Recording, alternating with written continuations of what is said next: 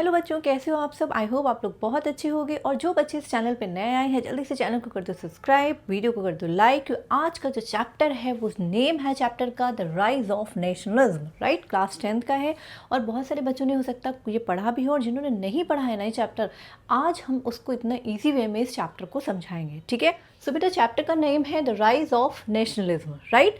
अब इस चैप्टर में होता क्या है, एक छोटा सा इंट्रोडक्शन देते हैं, उसमें आपको इस चैप्टर को क्लियर हो जाएगा कि इसमें आखिर होना क्या है। सो बेटा सबसे पहले हम ये जान लें कि इस चैप्टर में क्या है कि बहुत टाइम पहले यानी बहुत साल पहले जो यूरोप था वो डिवाइडेड नहीं था into a big countries like today, जैसे आज है, ठीक है।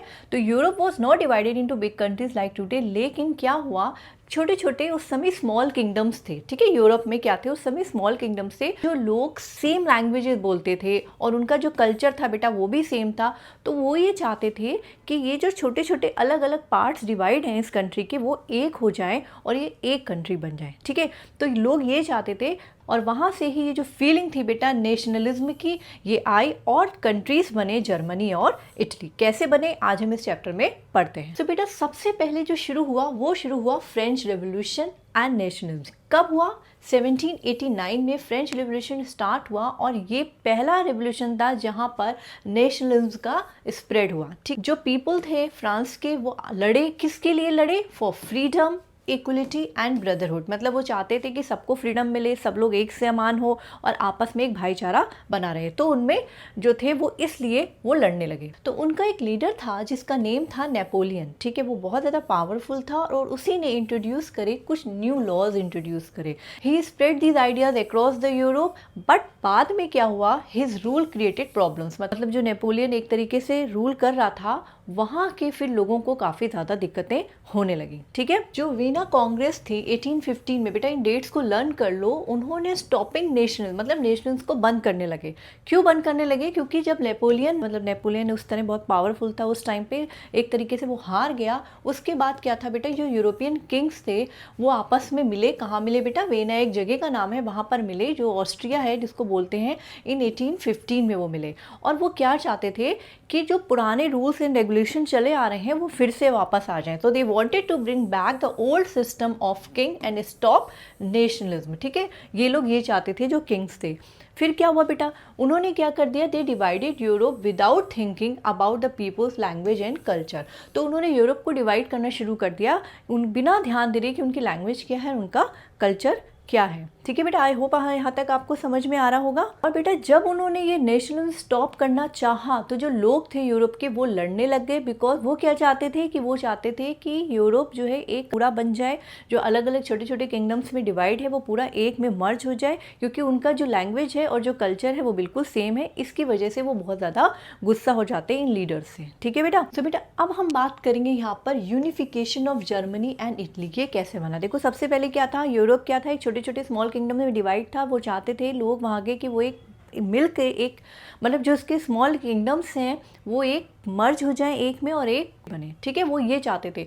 उसके बाद नेपोलियन आया, लेकिन नेपोलियन का क्या था, वो भी रूल ज़्यादातर नहीं कर पाया। फिर वहाँ के जो किंग्स थे वो आए और उन्होंने क्या चाहा कि जो ओल्ड सिस्टम है वो वापस से रिवाइज हो जाए और उन्होंने नेशन को स्टॉप करना चाहा। अब क्या होता है, देखो बेटा जर्मनी कैसे यूनिफिकेशन हुआ। बिफोर 1871 के पहले जो जर्मनी था वो डिवाइडेड था इनटू मेनी स्मॉल स्टेट। बहुत छोटे छोटे स्टेट्स थे, जैसे हमारे इंडिया में छोटे छोटे स्टेट्स हैं, in the same way Germany में बहुत छोटे छोटे स्मॉल स्टेट्स में डिवाइड था। एक लीडर था जिसका नाम था ओटो वॉन बिस्मार्क, ठीक है बेटा। इन लीडर्स के नाम आप लर्न करो। वो क्या चाहते थे कि कंट्री जो है, जो जर्मनी है, जो अलग अलग पार्ट्स में डिवाइड है, वो एक कंट्री बने, ठीक है, to make Germany one country. And he fought, और वो लड़े। मतलब ये जो मेन लीडर थे ये लड़े, किस लिए लड़े? वो चाहते थे जर्मनी एक कंट्री बने जो छोटे छोटे इसमें डिवाइडेड है। तो ही फॉट 3 मेजर वॉर्स, उन्होंने 3 मेजर वॉर्स लड़े to unite the German state को एक करने के लिए, ठीक है बेटा। 1871 में Germany became one nation under Kaiser William, ठीक है। इनके अंडर में जर्मनी एक अकेला कंट्री बन गया। मीन्स जो छोटे छोटे पार्ट्स थे उसमें छोटे छोटे स्टेट्स थे वो एक में मर्ज हो गए। आई होप आपको बेटा समझ में आ गया होगा कि जर्मनी का यूनिफिकेशन कैसे हुआ, जर्मनी एक कंट्री कैसे बना। चलो तो अब हम बात करते हैं बेटा इटली के बारे में, ठीक है। इटली का क्या हाल हुआ? इटली भी डिवाइडेड था डिफरेंट स्टेट्स में। वहाँ पर 3 लीडर्स थे, याद रखो, दिस वन, ठीक है, मैगजनी, काउंट केवर एंड दूसरा आपका गैरी बाल्डी, ठीक है, ये 3 लीडर्स थे, मैगज़नी, क्लियर, दूसरा था कैवर एंड तीसरा था गैरीबाल्डी। ये 3 लीडर थे, इन्होंने आपस में मिलकर बहुत ज़्यादा काम किया और इटली को यूनाइट किया। इन 1861 में Italy became one nation and Victor Emmanuel second became its first king. इनको बेटा ये जो नेम्स है ना बेटा, इनको आप ज़रूर लर्न कर लीजिएगा। और अगर आपने ये चीज़ें ये लिखे, ये नेम्स लिखे, ये जो मेन नेम है, इनको हिस्ट्री में आपको नेम और डेट्स ही मेन मैटर करते हैं। अगर आपने ये सही लिखे, करेक्ट लिखे और इनको हाईलाइट किया, means when you are writing the answer आपने इनको अंडरलाइन करा इनको, तो जो एग्जामिनर होगा वो समझ जाएगा कि आपको इसका आंसर आता है। उसकी जो सीधे जो उसकी निगाह होगी ना, जो चेक करते हैं वो इन पे पड़ेंगे, मीन्स ओके। बाकी आप कुछ भी अगर एक आध वर्ड आपने गलत भी लिख दिया ना, उस पर कोई ध्यान नहीं देगा। अब बात आती है बेटा, जैसे जैसे नेशनलिज्म स्प्रेड होने लगा तो और कंट्रीज़ भी सोचने लगे भाई हमको भी ऐसा करना है, हमारे अंदर भी जो स्टेट, छोटे छोटे स्टेट डिवाइड है, हमको भी उसमें एक में मर्ज करना है और हमको एक स्टेट यानी एक कंट्री बनाना है। तो क्या हुआ बेटा, आगे देखो क्या अदर पार्ट्स ऑफ यूरोप में क्या हाल होता है। मेनी कंट्रीज थी, जैसे बल्कन्स थी, जैसे like Greece, Serbia, Bulgaria were rule by the Ottoman Empire. ठीक है, इनको ये रूल करते थे।